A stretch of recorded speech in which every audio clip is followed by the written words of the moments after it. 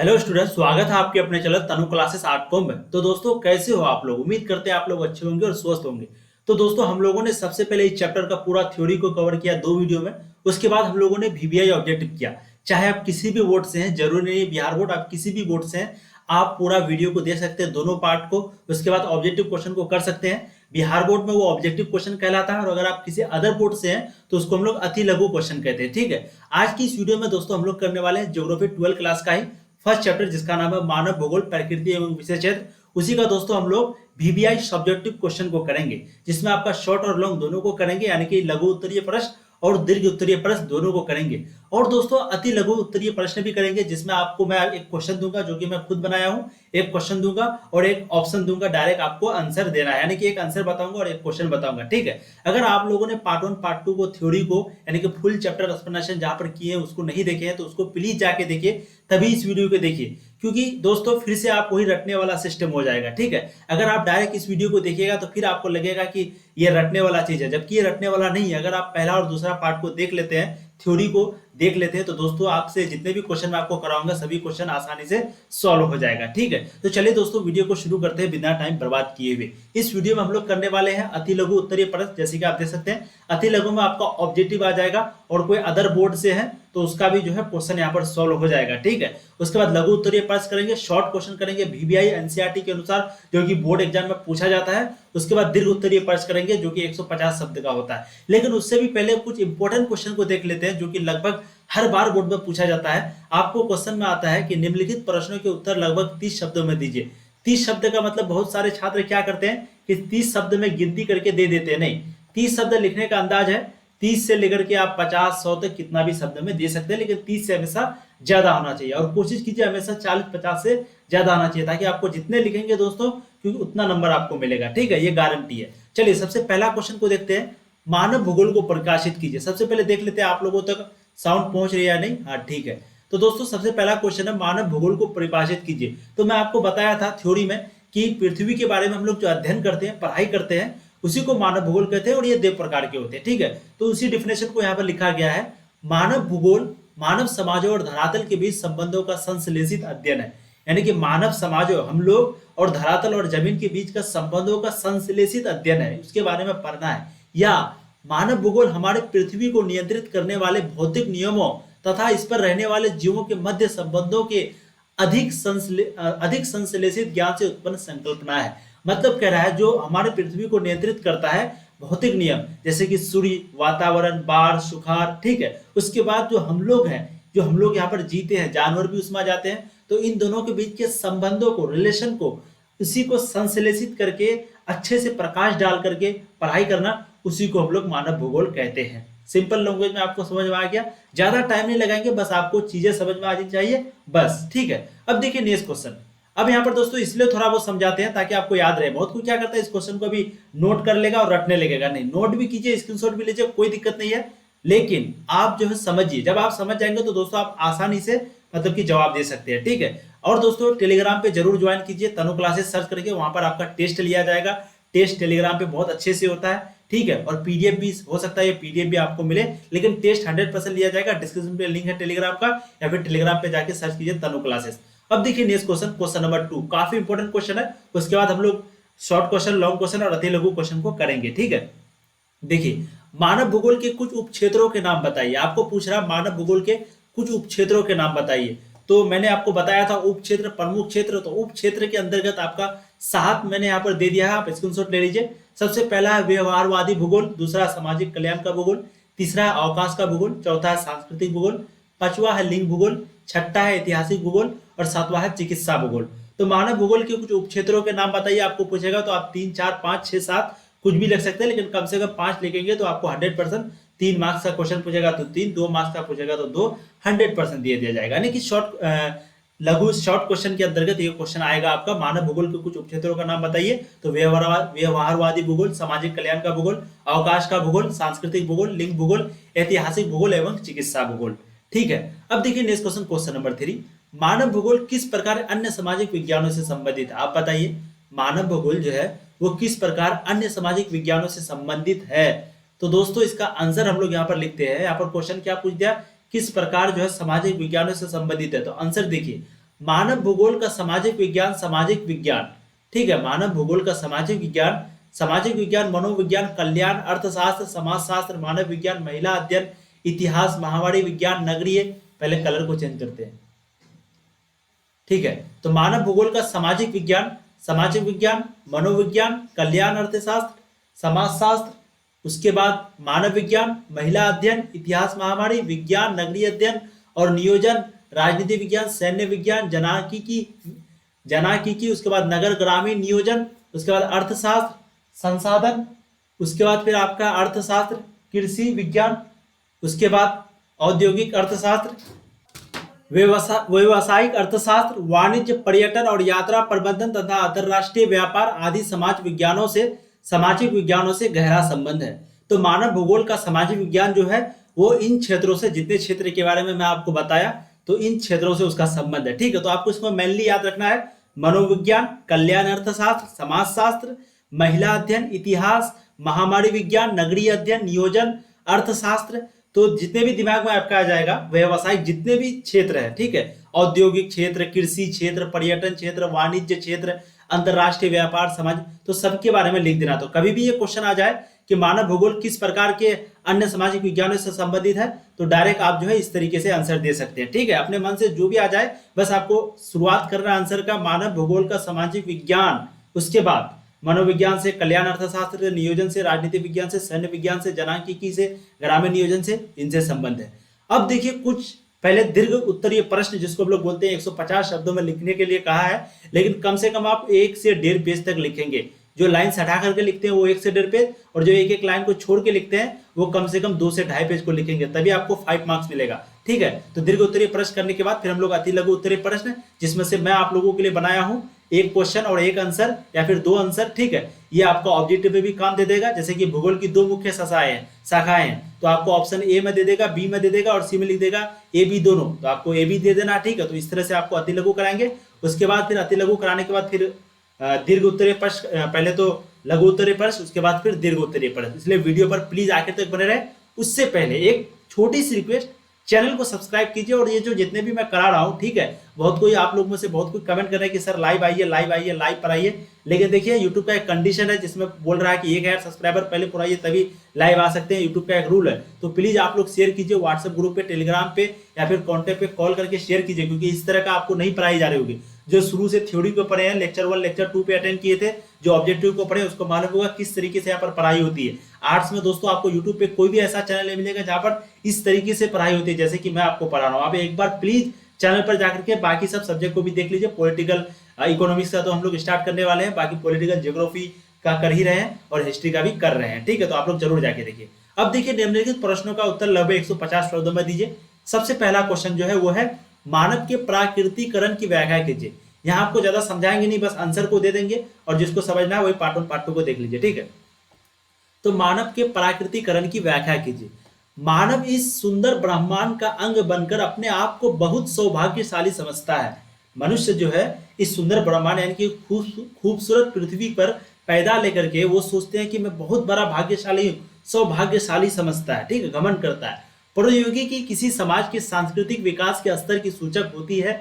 मानव प्रकृति के नियमों को अच्छे ढंग से समझने के बाद ही प्रौद्योगिकी, ये क्या है, प्रौद्योगिकी का विकास कर पाया। उदाहरण के लिए घर्षण। तो मानव जो है इस पृथ्वी पर पैदा होने के बाद समझता है कि मैं बहुत बड़ा भाग्यशाली हूँ, किस्मत वाला खुद को समझता है, और प्रौद्योगिकी का नियम को नहीं जानता है कि मानव अगर यहाँ पर जीता है तो सबसे पहले वो पत्ते वगैरह लपेटता था अपने ऊपर, फिर इसको हटा करके वस्त्र बनाने लगा, फिर पहले खाता था कच्चा मांसाहारी मांस कच्चा खा लेता था, लेकिन बाद में उसको पका के खाने लगा।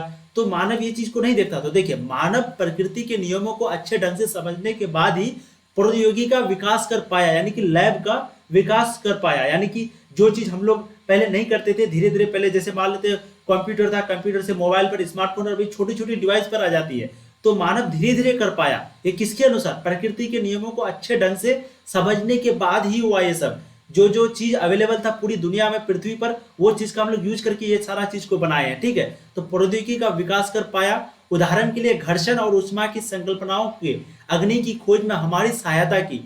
यानी कि घर्षण और ऊष्मा जो है वो हम लोगों को अग्नि की खोज में, आग पहले तो नहीं था ना, तो आग की खोज में हम लोगों को कौन कौन घर्षण, पहले के जमाने में लोग पत्थर और पत्थर को टकरा करके तभी आग निकालते थे, और ऊष्मा जो गर्म होता था उससे आग निकालते थे, ठीक है।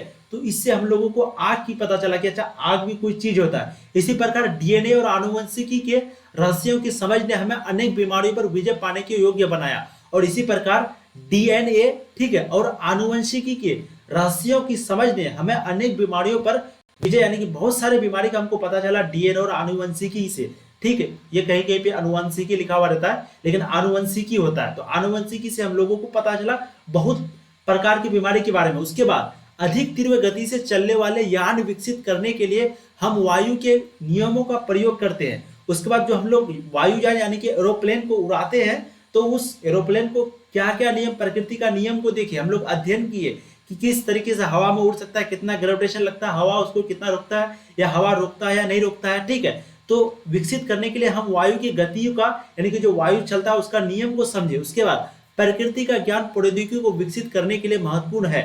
और प्रकृति का ज्ञान यानी कि चांद जो है वो कितना दूर है, हवा जो है कितनी गति पर चलता है, उसको कितना घर्षण से खींचता है पृथ्वी, तो ये सारे चीज को जो है हम लोगों ने पढ़ा। यानी कि प्रकृति का जब तक हम लोग अध्ययन नहीं करेंगे तो हम लोग कोई भी चीज नहीं कर सकते हैं, ठीक है। तो प्रकृति का ज्ञान हम लोगों को अच्छा चाहिए कोई भी लैब को, कोई भी चीज को विकास करने के लिए। उसके बाद महत्वपूर्ण और प्रौद्योगिकी मनुष्य पर पर्यावरण की बंदिशों को कम करती है।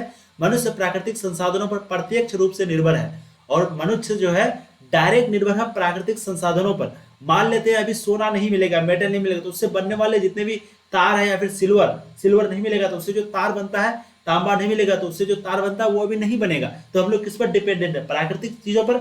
ऐसे समाजों के लिए भौतिक पर्यावरण माता प्रकृति का रूप धारण करता है। ऐसे समाजों में भौतिक पर्यावरण माता प्रकृति का रूप धारण करता है। तो आपको कभी भी ये क्वेश्चन पूछ दे मानव के प्राकृतिकरण की व्याख्या कीजिए, तो आप इस तरीके से लिख सकते हैं जो कि मैंने आपको बताया 3-4 ढंग से, कि हम लोग उस पर कैसे कैसे क्या क्या हम लोगों को सहायता किया। घर्षण और उष्मा जो आग पर सहायता किया, डीएनए और आनुवंशिक जो हम लोगों को बीमारियों के बारे में बताया चला, वायुयान जो उड़ाते हैं तो उसके लिए हमको वायु का नियम को पढ़ना पड़ता है। तो इससे हम लोगों को क्या पता चलता है कि हम लोग प्रत्यक्ष रूप से डायरेक्ट हम लोग जो है इस पर डिपेंडेंट है, किस पर?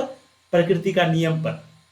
जब तक उसका ज्ञान नहीं होगा हम लोग लैब को, हम लोग दुनिया में विकास नहीं कर पाएंगे, ठीक है। अब देखिए नेक्स्ट क्वेश्चन, क्वेश्चन नंबर 2, मानव भूगोल के विषय क्षेत्र पर एक टिप्पणी लिखिए। तो ये क्वेश्चन भी पूछा जाता है कि मानव भूगोल के विषय क्षेत्र पर एक टिप्पणी लिखिए। आपको कभी ये क्वेश्चन पूछे तो आपको आंसर लिखना है। मानव भूगोल मानव जीवन के सभी तत्वों तथा अंतराल जिसके अंतर्गत वे घटित होते हैं के मध्य संबंध की व्याख्या करने का प्रयत्न करती है। इसी प्रकार मानव भूगोल की प्रकृति अत्यधिक अंतर विषयक पृथ्वी तल पर पाए जाने वाले मानवीय तत्वों को समझने व उनकी व्याख्या करने के लिए मानव भूगोल सामाजिक विज्ञानों के सहयोगी विषयों जैसे सामाजिक विज्ञान, मनोविज्ञान, कल्याण अर्थशास्त्र, समाजशास्त्र, मानव विज्ञान, इतिहास, महामारी विज्ञान, नगरीय अध्ययन और नियोजन, राजनीति विज्ञान, सैन्य विज्ञान, जनांकिकी, नगर अर्थशास्त्र, संसाधन अर्थशास्त्र, कृषि विज्ञान, औद्योगिक, व्यावसायिक अर्थशास्त्र, वाणिज्य विकसित करती है। मतलब यहाँ पर आपको कह रहा है कि मानव भूगोल के विषय क्षेत्र पर एक टिप्पणी जब भी लिखने जाएगा तो आपको लिखना है मानव भूगोल जीवन के सभी तत्वों का अंतराल है। मतलब कि मानव भूगोल के बारे में आपको एक तरह से पूरी चीज को लिख देना है, उसके विषय क्षेत्र के बारे में, कैसे कैसे करके मानव यहाँ पर काम करते हैं, कैसे कैसे उस पर डिपेंड है और किस किस क्षेत्र पर काम करते हैं। तो उसमें आपको ये क्षेत्र के बारे में लिख देना, सामाजिक विज्ञान, मनोविज्ञान, अध्ययन, राजनीति विज्ञान, सैन्य विज्ञान, जनांकी, ग्रामीण नियोजन अर्थशास्त्र, संसाधन अर्थशास्त्र, कृषि विज्ञान, औद्योगिक अर्थशास्त्र, व्यावसायिक अर्थशास्त्र।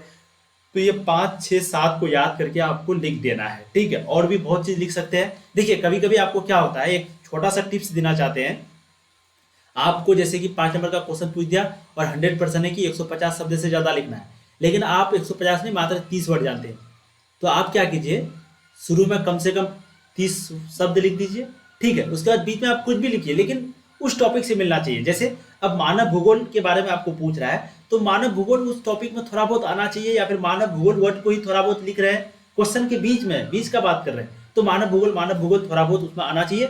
उसके बाद फिर उस 300 शब्दों को फिर बाद में लिख देना है। इससे पेज भी आपका भर जाएगा और आपको नंबर 100% मिल जाएगा। लेकिन क्वेश्चन का आंसर नहीं आए तब, ठीक है। ऐसा नहीं कि आप शुरू में ही आप कर दिए और ऐसा ही नहीं कि उसकी वजह से पढ़े नहीं, ऐसा नहीं करना है। चलिए अब बात करते हैं अतु लघु उत्तरीय प्रश्न, जो कि मैं आप लोगों के लिए बनाया हूँ, काफी इंपॉर्टेंट तरीके से बनाया हूँ। जो अभी तक VBI ऑब्जेक्टिव वाला वीडियो नहीं देखे हैं वो भी जाकर के देख लीजिए प्लीज, डिस्क्रिप्शन पे लिंक है। इसके बाद उस वीडियो को जरूर देखिएगा, ऑब्जेक्टिव सॉल्व हो जाएगा।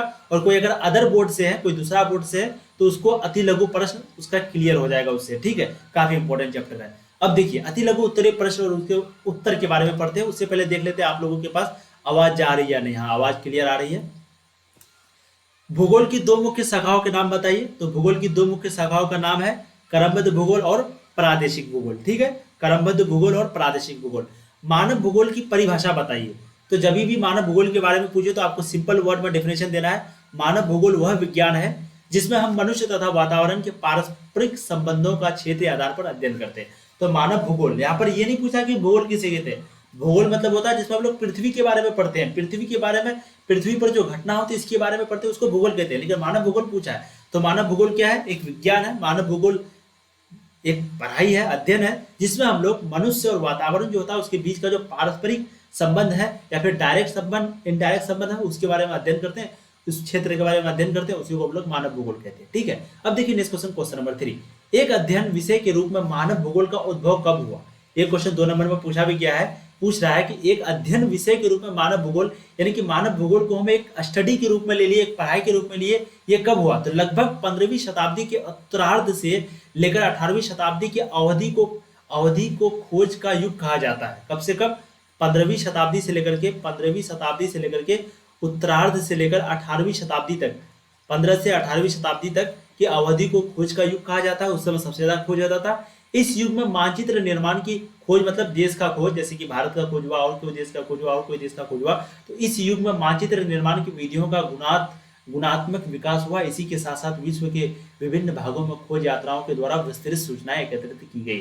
तो यहाँ आपको कह रहा है कि इस युग में जो है मानचित्र निर्माण की, यानी कि पूरा वर्ल्ड मैप एक प्रकार का तैयार हुआ। ठीक है, इसी के साथ साथ विश्व के विभिन्न भागों में खोज यात्राओं के द्वारा विस्तृत सूचनाएं, सभी देशों के बारे में बहुत ज्यादा जानकारी मिली। ठीक है, तो आपको पूछ देगा।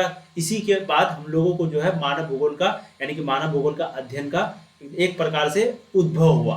ठीक है, कैसे हुआ आपको समझ में आ गया। 15वीं शताब्दी के बीच खोज बहुत ज्यादा जो हुआ ना, तो आदमी को थोड़ा बहुत करके जानकारी मिली उन देशों के बारे में जिस चीज के बारे में हुआ। अब आदमी को और लग गया कि नहीं और जानकारी चाहिए। ये जानकारी कैसे मिलेगा? तो प्रकृति पर निर्भर हो गया, मेटल वगैरह सब कुछ इंतजाम करने लगा। ठीक है, अब देखिए नेक्स्ट क्वेश्चन। एल्सवर्थ हंटिंगटन ने मानव भूगोल को किस प्रकार परिभाषित किया है? आपको पूछेगा एल्सवर्थ हंटिंगटन ने मानव भूगोल को किस प्रकार, तो ये आदमी जो है, ये आदमी जिसका नाम है एल्सवर्थ हंटिंगटन ने मानव भूगोल को किस प्रकार परिभाषित किया है? तो क्वेश्चन को थोड़ा सा समझते हैं। तो ये आदमी यानी कि एल्सवर्थ हंटिंगटन, ठीक है, के अनुशासन मानव और पर्यावरण के संबंध गतिशील है। इसके अनुसार है, यहाँ पर लिखा हुआ अनुसार, सॉरी अनुसार है। ठीक है, तो अनुसार मानव और पर्यावरण के संबंध गतिशील है, ना कि स्थिर। मतलब ये कह रहा है, ये आदमी कह रहा है कि मानव और पर्यावरण के संबंध गतिशील है, ना कि स्थिर। मतलब कि ये गतिशील है, स्थिर नहीं है। और ऐसे भी सही बात है, पृथ्वी भी चलते रहता है, वातावरण सब कुछ चलते रहता है, मानव भी क्रियाशील है। और मानव और प्रकृति की भूमिकाएं सक्रिय एवं निष्क्रिय दोनों ही होती है। और मानव और प्रकृति की जो भूमिका है वो सक्रिय और निष्क्रिय दोनों ही होती है। मानव निरंतर ही क्रिया एवं प्रतिक्रिया में संलग्न रहता है। मानव के विकास की कहानी स्थान एवं समय दोनों ही संदर्भों में मनुष्य के अपने भौगोलिक वातावरण के साथ अनुकूल की प्रक्रिया है। ठीक है, तो यहाँ आपको सिंपली कह रहा है कि मानव जो है और पर्यावरण के संबंध वो गतिशील है, ये स्थिर नहीं है, ये रुका हुआ नहीं है। और मानव और प्रकृति जो है एक तरह से सक्रिय भी है और निष्क्रिय दोनों ही होती है। और मानव जो है वो हमेशा क्रिया करते रहते हैं, प्रकृतिया में लगा हुआ रहते हैं, संलग्न मतलब लगा हुआ रहना। और मानव के विकास की कहानी जो है स्थान, कहानी एवं समय दोनों ही संदर्भों में मनुष्य के अपने भौगोलिक वातावरण के साथ अनुकूलन प्रक्रिया है। ठीक है, अब देखिए क्वेश्चन नंबर 5 को। क्वेश्चन नंबर 5 काफी इंपॉर्टेंट है। बर्नार्डे वेरेनियस ने अपनी पुस्तक जियोग्राफिया जनरलियस सामान्य भूगोल को किन दो भाग में विभाजित किया? व्याख्या कीजिए। आपको पूछ रहा है बर्नार्डे वेरेनियम ने अपनी पुस्तक जियोग्राफिया क्या लिखा हुआ है, जनरलिस, यानी कि जिसको हम लोग बोलते हैं जनरल भूगोल, जनरल ज्योग्राफी, किन दो भागों में विभाजित किया? तो इसका जो राइट आंसर है वह सामान्य और विशिष्ट सामान्य भूगोल में संपूर्ण पृथ्वी को एक इकाई मानकर इसके लक्षणों का विवेचन किया गया। इस पुस्तक के द्वितीय भाग विशिष्ट भूगोल में अलग अलग प्रदेशों की बनावट का वर्णन किया गया। तो बर्नार्ड वेरेनियस ने अपनी पुस्तक जियोग्राफिया जनरलिस के दो भागों में विभक्त किया गया, यानी कि दो भागों में बांटा, एक है सामान्य जनरल और एक है विशिष्ट सामान्य भूगोल में संपूर्ण पृथ्वी को एक इकाई मानकर इसके लक्षणों का विवेचन किया है, दूसरा वाला बुक में। और इस पुस्तक के द्वितीय भाग विशिष्ट भूगोल में अलग अलग प्रदेशों की बनावट का वर्णन किया गया। तो दो भाग में बांटा गया था, एक सामान्य ज्ञान, एक विशिष्ट सामान्य। विशिष्ट सामान्य ज्ञान में जो है भूगोल का संपूर्ण पृथ्वी को एक इकाई मानकर उसका जो है अध्ययन किया गया है, करवाया गया है। अब देखिए next question, question number 6। Varenius ने अपने प्रादेशिक भूगोल नामक ग्रंथ की, इसको कलर को इसको भी चेंज करते हैं। तो वेरेनियस ने अपने प्रादेशिक भूगोल नामक ग्रंथ की विषय वस्तु को कौन कौन से 3 उपभागों में प्रस्तुत किया? तो सबसे पहला है खगोलीय लक्षण, दूसरा है स्थलीय लक्षण और तीसरा है मानवीय लक्षण। क्वेश्चन आपको पूछ रहा है कि वेरेनियस नाम का एक आदमी था जिसने प्रादेशिक भूगोल नामक ग्रंथ की विषय वस्तु को कौन कौन भाग में बांटा है, कौन कौन उपभाग में बांटा है? तो ये आपका 3 भाग है, खगोलीय, ठीक है, उसके बाद खगोलीय के बाद स्थलीय लक्षण और मानवीय लक्षण। तो कभी भी क्वेश्चन पूछ दे तो तीनों का आंसर आपको दे देना है। अब देखिए नेक्स्ट क्वेश्चन, क्वेश्चन नंबर 7। 19वीं शताब्दी के उत्तरार्ध यानी कि 1859 में चार्ल्स डार्विन की कौन सी पुस्तक प्रकाशित हुई जिससे प्रेरणा लेकर मानव भूगोल का विकास हुआ? तो चार्ल्स डार्विन का कौन सा किताब, मैं आपको थ्योरी में करवाया भी था कि 1860 में जो चार्ल्स डार्विन का पुस्तक प्रकाशित हुआ था तो वो किससे प्रेरणा लेकर, जिससे प्रेरणा लेकर मानव भूगोल का विकास हुआ, जिससे यानी कि चार्ल्स डार्विन की कौन सा किताब था जिससे कि मानव भूगोल का विकास हुआ, ठीक है। तो यहाँ पर राइट आंसर है जीवों का विकास। उत्तर क्या है? जीवों का विकास। तो राइट आंसर क्या है? जीवों का विकास। तो चार्ल्स डार्विन का जो है जीवों का विकास पुस्तक का नाम था। इंग्लिश में उसको शायद कहते थे द ओरिजिन ऑफ स्पीसीज। तो आपको क्वेश्चन में दोनों आ सकता है, द ओरिजिन ऑफ स्पीसीज।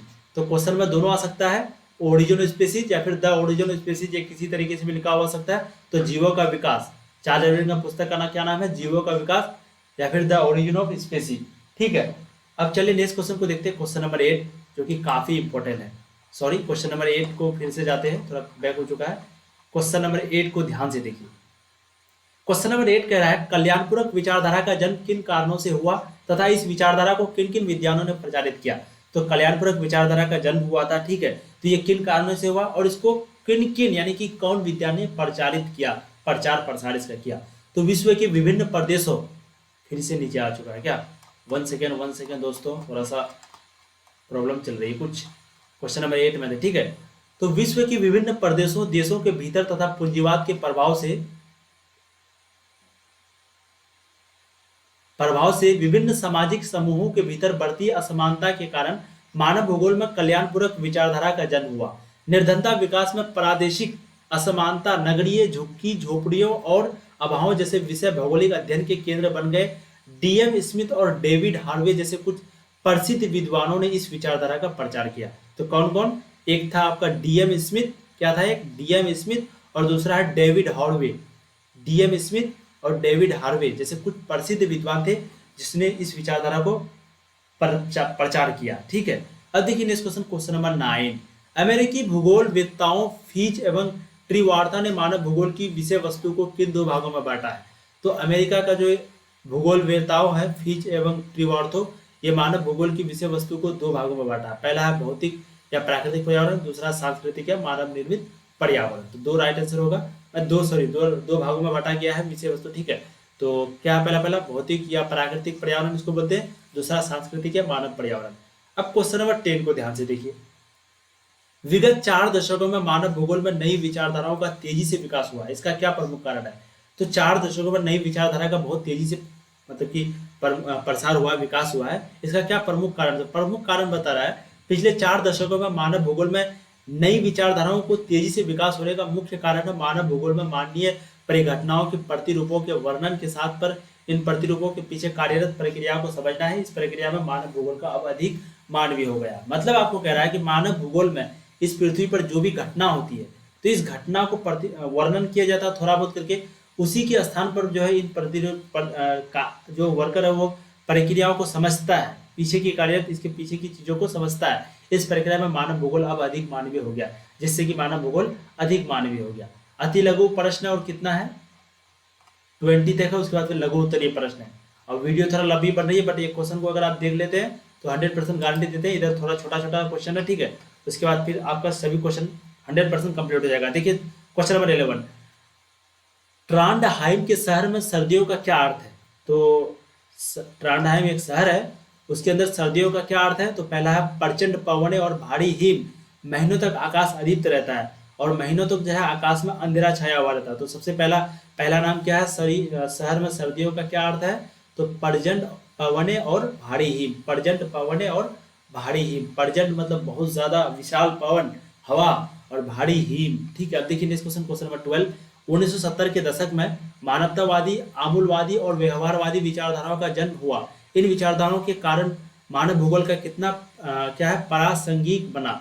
ठीक है, तो इसका राइट आंसर है मात्रात्मक क्रांति से उत्पन्न असंतुष्टि और अमानवीय रूप से भूगोल के अध्ययन के चलते मानव भूगोल में 1970 के दशक में 3 नई विचारधाराओं का जन्म हुआ। इन विचारधाराओं के अभ्युदय से मानव भूगोल सामाजिक राजनीतिक यथार्थ के प्रति अधिक प्रासंगिक बना। तो राइट आंसर, ये उतना इंपॉर्टेंट क्वेश्चन नहीं है। क्वेश्चन नंबर 13 को हम लोग देखते हैं। पॉल विडाल द्वारा व्यक्त की गई मानव भूगोल के संदर्भ में परिभाषा बताइए। तो पॉल विडाल द्वारा भी एक परिभाषा दिया गया था, तो उसका परिभाषा आपको पूछ रहा है कि हमारे पृथ्वी को नियंत्रित करने वाले भौतिक नियमों तथा इस पर रहने वाले जीवों के मध्य संबंधों के अधिक संश्लेषित ज्ञान से उत्पन्न संकल्पना है। MA गोल्डन सीरीज पासपोर्ट 2 उच्च माध्यमिक भूगोल वर्ग 1295। तो यहाँ आपको कह रहा है कि हम लोग पृथ्वी को नियंत्रित करने वाले भौतिक नियम जो होते हैं, नेचुरल नियम, उसको पढ़ते हैं। नियमों तथा इस पर रहने वाले जीवों को मध्य संबंधों के अधिक संश्लेषित ज्ञान से उत्पन्न संकल्पना है। और MA गोल्डन सीरीज पासपोर्ट 2 उच्च माध्यमिक भूगोल वर्ग, तो ये जो है आपका एड्रेस वगैरह दिया हुआ है। ठीक है, अब देखिए next question, question number 14। German भूगोलवेत्ता राज्य देश का वर्णन किस रूप में करते हैं? तो इसका जो राइट आंसर है वो है जीवित जीव के रूप में करते हैं। ठीक है, तो जर्मन भूगोलवेत्ता जो है वो राज्य देश का वर्णन जो है जीवित जीव के रूप में करते हैं। अब देखिए नेक्स्ट क्वेश्चन, क्वेश्चन नंबर 15। सड़कों, रेल मार्गों और जल मार्गों के जाल का प्रायः किस रूप में वर्णन किया जाता है?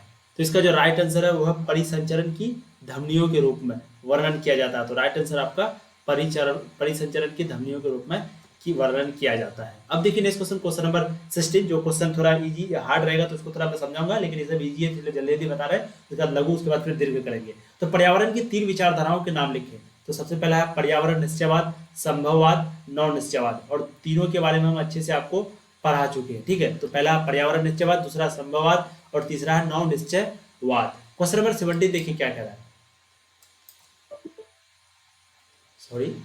क्वेश्चन नंबर 17 देखिए क्या कह रहा है। किस भूगोलवेत्ता ने मानव भूगोल के सिद्धांत नामक पुस्तक लिखी?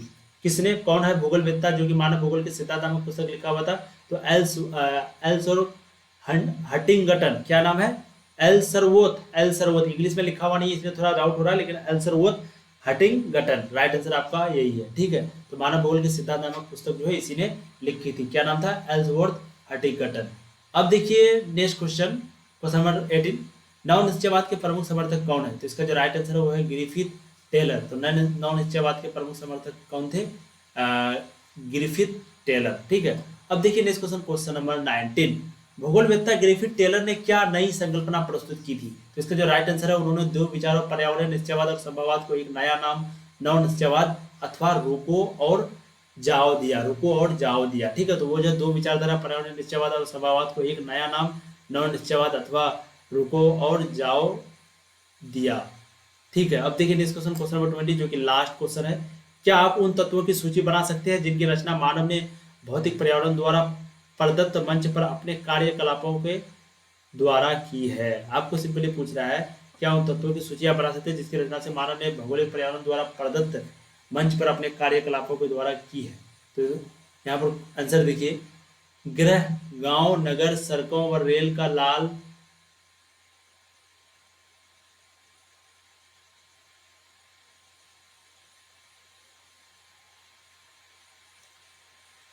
गृह, गांव, नगर, सड़कों व रेलों का जाल, उद्योग, खेत, पतन, दैनिक उपयोग में अपने वाले वस्तुएं तथा भौतिक संस्कृति के अन्य सभी तत्व भौतिक वातावरण पर्यावरण द्वारा प्रदत्त संसाधनों का उपयोग करते हुए मानव द्वारा निर्मित है।